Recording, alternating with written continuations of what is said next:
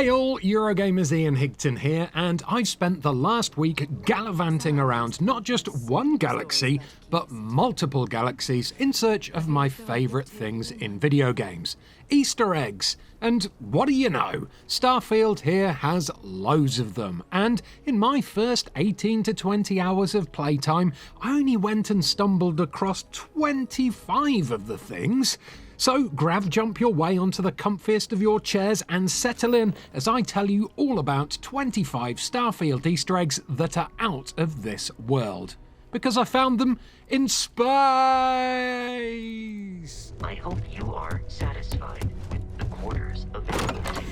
Alrighty, I've split this list up into some handy sections, and first up we're going to take a look at video game references, and what better game to start with than the Elder Scrolls 6. Now this Elder Scrolls 6 Easter egg can be found in the lodge on the planet Jemison, you know, the place where your artifact-addicted pals from the constellation live. Now, while this one is left up to interpretation slightly, what we have here on this shelf is the book Great Expectations, and it's being propped up by the edge of an ornate scroll holder, as in the Elder Scrolls.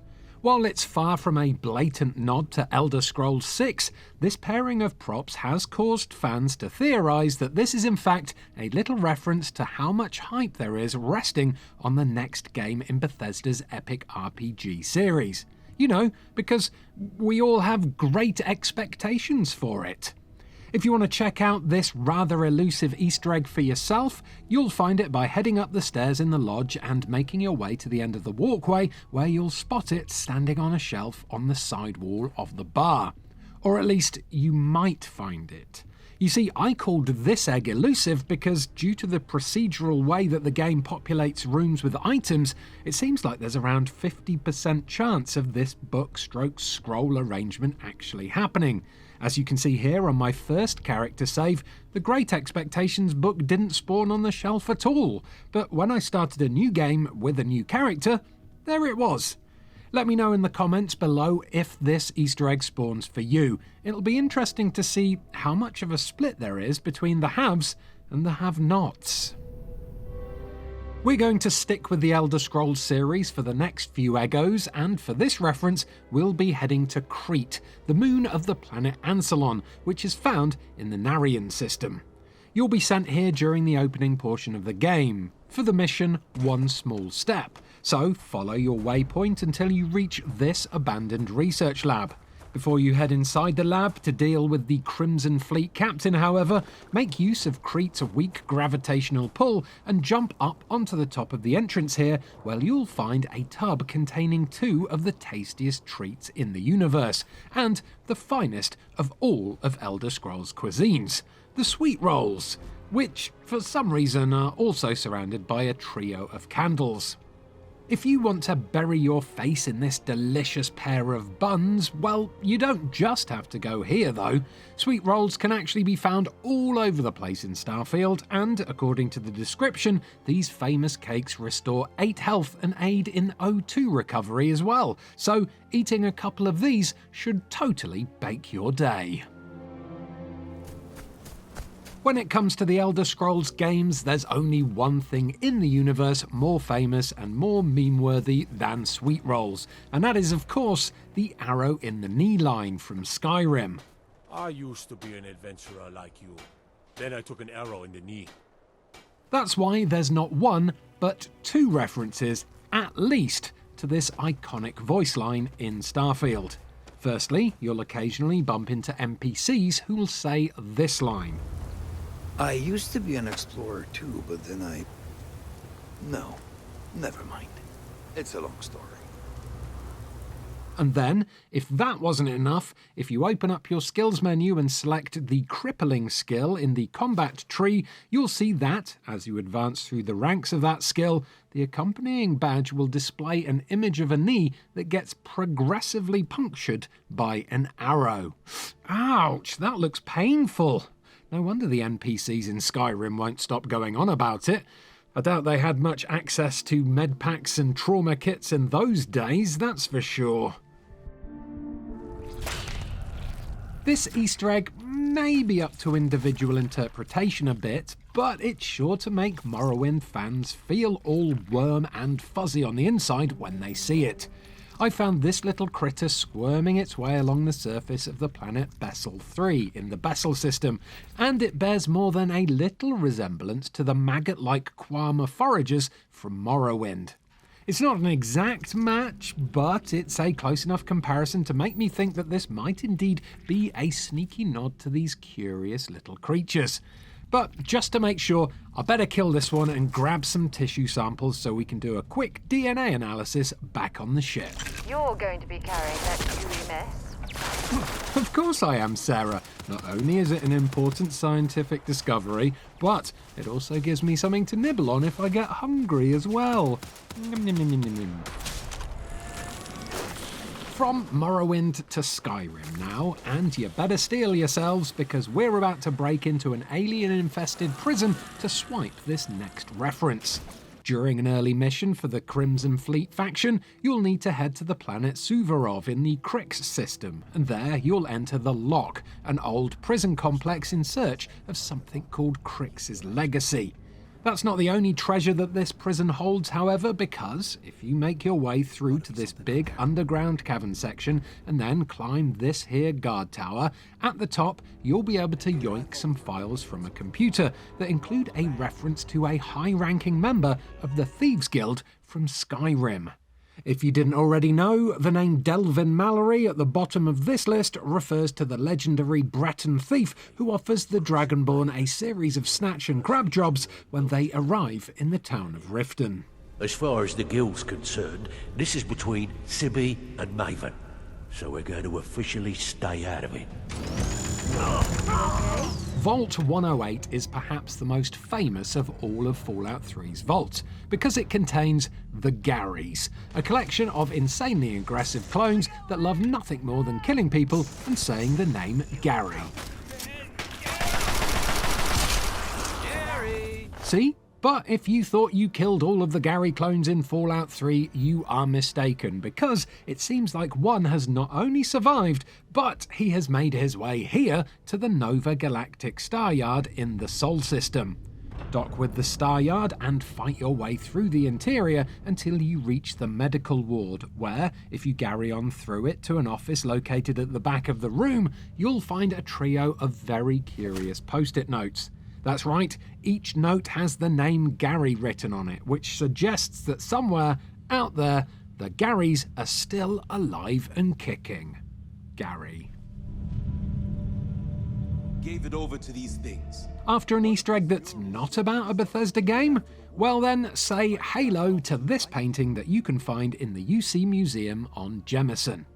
Now, it may not be an exact match, but if you shine your torch on it, the shape of the visor on top of this soldier's helmet gives off a very strong Master Chief armor vibe, and that gun that he is holding looks just like an MA5 assault rifle from the game. Does this mean that the Master Chief helped humanity finish the fight against the Terramorphs, or do you think that this is just a coincidence? Make sure to flood the comments with your opinion.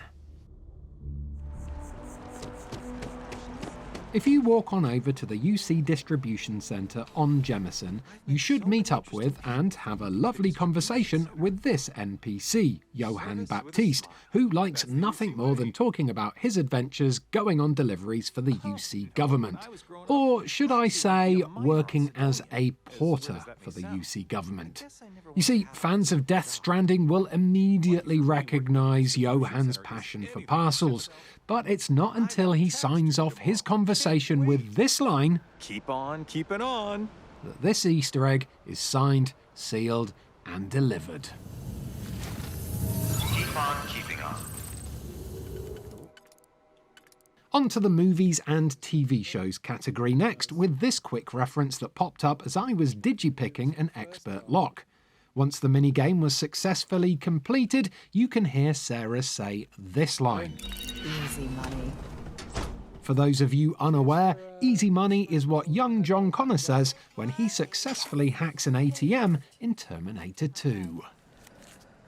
Easy money. Come on. There are multiple references to the Alien movies in Starfield, and while a lot of them are rather subtle, the UC Vanguard introductory mission, Gruntwork, is basically a direct homage to the movie Aliens. Now, I don't want to give away too many spoilers for what is an incredibly cool early mission, but there's a section in there where you have to avoid something called a Terramorph, aka a xenomorph, with the help of a beeping motion sensor that feels like it is lifted straight out of the movie. The kill lanes. They're set up but need power. There's breakers on each of the buildings you can throw to get them live. And why do you have to do that, you may be wondering? Well, if the Terramorph catches you, it's almost certainly game over, man! Game over! I am attempting to formulate one, yes. Go have a chat with the tree scientist Kelton Rush on the planet Jemison if you want to haunt down another Easter egg, because he's in possession of another movie quote. Kelton can be found in the grounds just outside of the lodge, and after doing a couple of missions for him, you can listen to him slag off one of his colleagues, Emilio Haddock, with a quote that's lifted almost word for word from the movie Ghostbusters. That man is a disgrace to his profession. His theories are drivel, his methods are sloppy, and his conclusions are, at best, highly questionable. He is a very poor scientist. If you're not familiar with that line, by the way, in Ghostbusters, it's angrily uttered by Dean Yeager as he expels Peter, Ray, and Egon from Columbia University. Your theories are the worst kind of popular tripe, your methods are sloppy, and your conclusions are highly questionable. You are a poor scientist, Dr. Venkman. If you're a fan of the sci-fi TV show The Expanse, you are sure to recognise these default character builds from the character customization screen at the start of Starfield. The prefab character shown in Personnel Record 37 is almost certainly supposed to look like Amos Burton, the ship mechanic from The Expanse, while Personnel Record number 4 holds a character that has an uncanny resemblance to none other than Naomi Nagata. What a belter of an Easter egg! Well, that's unexpected. Only hardcore fans of the movie Office Space are going to get this next one, but during the mission Alternating Currents that you get from inside the well area on Jemison, you'll be tasked with investigating an apartment inside Athena Tower. Once inside the apartment, you'll notice this computer, which holds a series of documents, including this one titled Program Update, which shows that the owners of the apartment have been hacking a New Atlantic ATM for the sum of 305,326.13 credits. Michael. Which is the exact amount of money shown on the ATM receipt that Peter holds after he and his pals use a virus to hack into their company's accounts in Office Space. You know, corporate accounting is sure as hell gonna notice 305,326.13, Michael! Oh, and also, if you look on the floor in the apartment, it appears to be covered in pieces of broken printer. But that's not the only movie referencing Easter egg on that computer, because in the recent messages file, you can read a letter to a person named Dodgson from a person named Newman, which is almost certainly a reference to Jurassic Park. And why is that, you may be wondering? Well, Wayne Knight, the actor who plays the character Newman in Seinfeld, also starred as Dennis Nedry in Jurassic Park. And just you listen to the name that he keeps shouting in this scene. Dodgson! Dodgson! We've got Dodgson here! Here's a nice, simple Lord of the Rings reference for you in this last movie-related Easter egg. Just pick up any potato you find in Starfield and read the description where it says, boiled, mashed, used in a stew, for a little nod towards Samwise Gamgee's never-ending love of Potatoes. Boil them, mash them, stick them in a stew. The next Easter egg category I have for you is real people. And there's no better place to start than Starfield's touching tribute to Bethesda fan Alex Hay, who, due to a delayed release date, sadly passed away before the game was released, meaning that he never got a chance to play it. Head to the Eye, which can be found orbiting Jemison, and once you've docked with it, take the first right turn down the corridor, and once you reach the very end, you'll find a note sitting on a bench. Written in that note is a message from Alex Hay himself, which reads, "To all my friends and fellow explorers, I'm always with you out there in the Starfield. Love always, Alex Hay." If you're planning on heading to Neon at any point, and you should because it's pretty damn cool in there, you should totally head to the elevator found on the right-hand side of the entrance to the Astral Lounge Club, and then take a ride to the floor labelled Stroud Eklund Corporate HQ. Make your way through the offices until you come to this collection of little cubicles, and you should find an employee sitting on a chair who is the spitting image of none other than Mr. Bethesda, Todd Howard himself. Now, he doesn't look exactly like Todd, and his voice is like completely different, so maybe you're thinking, Ian, this is just a coincidence, you loser. But if you then head out onto the Neon Strip and find the Stroud Eklund showroom, you'll be able to hear Todd Howard's actual voice advertising the company in a series of recorded messages. Which makes this one legit in my book. Expertly crafted by the settled system's best engineers and designers to guarantee an experience like no other. Stroud Eklund, don't just fly through space. Become one with it. Next up, here's a couple of quick real-life references from inside the lodge. There are plenty of portraits hanging up on the walls here, but if you make your way up the stairs, you'll be able to spot this painting of Neil Armstrong, who of course was the first man on the moon.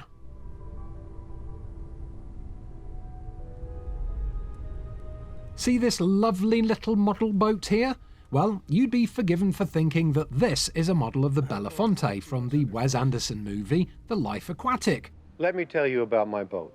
But in fact, that boat in that movie and the model boat in Starfield are both references to Jacque Cousteau's research vessel, the Calypso. Considering the constellation are the last space explorers, it's really only fitting for them to follow in Cousteau's footsteps, as he was the biggest sea explorer for over 68 years, from 1930 until 1988.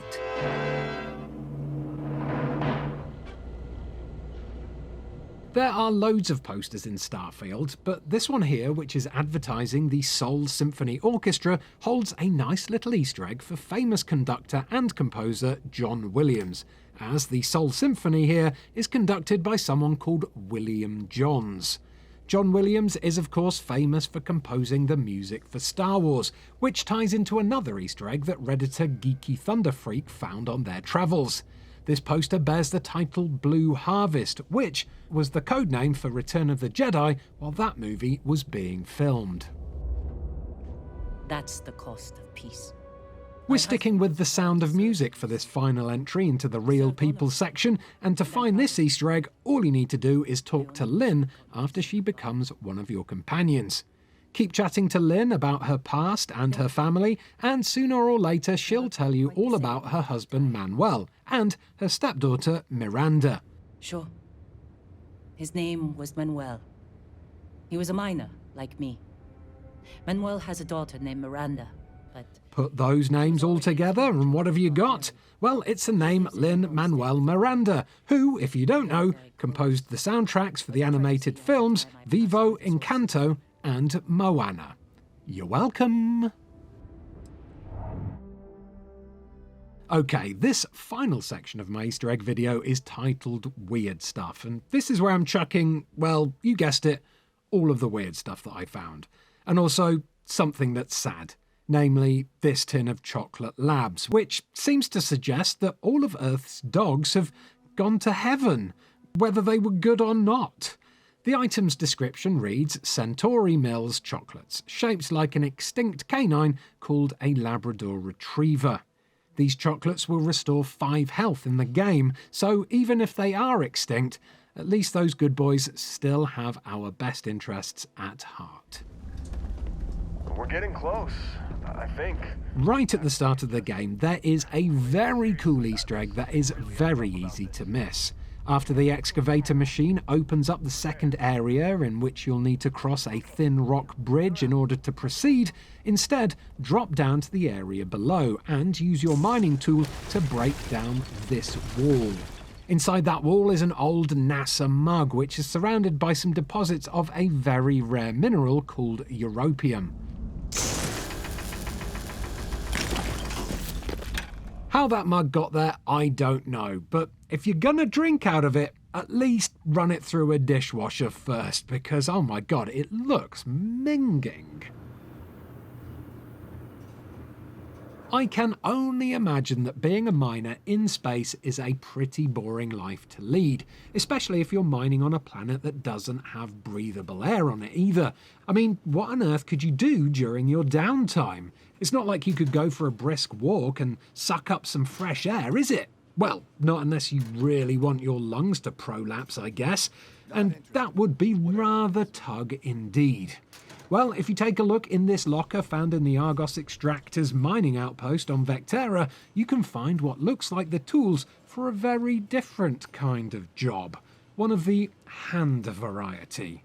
I mean, come on, why else would you need a box of tissues and a bottle of lotion in such close proximity? Well, either way, whoever owns this locker is going to have a very fappy lunch break indeed. Heller putting that first aid And seminar finally, just because it made me laugh, in the same mining outpost, have a little look in the rec room for this NPC here. And once you've finished admiring his hair, steal his sandwich to hear this little voice line. Hey, that was my sandwich!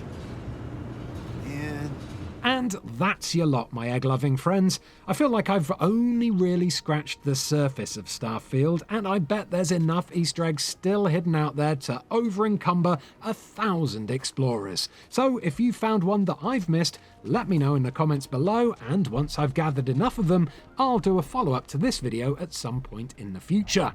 But that's enough for me now, so don't forget to like this video if you've enjoyed it, subscribe to Eurogamer for almost daily videos about video games, and if you fancy some more of my Easter egg hunts, there are a bunch of my previous videos on screen and clickable right now. Goodbye!